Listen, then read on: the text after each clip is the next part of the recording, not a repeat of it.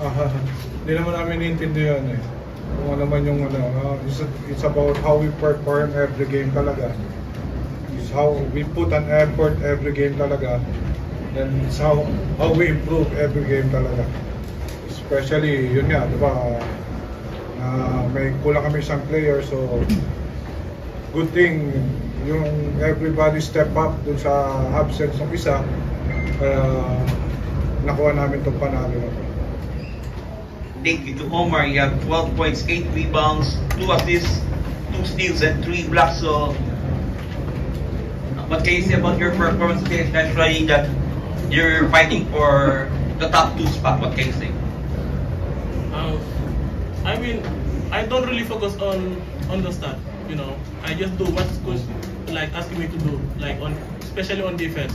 Yeah, but if I can score, it's just a bonus. But I don't really focus on the stat.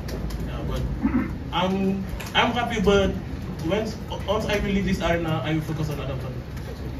Thank you. So Steve Nash, you have 16 points and plus 10. So being one of the leaders of the team, nawala si Jello for itong match na to. So ano masasabi mo na ito, naitawid nyo yung Lasal na on a roll? Okay, say. Ano lang. Siyempre, nag-prepare kami maayos. Not just physically, but mentally din. Kasi alam namin na nasa winning streak sila.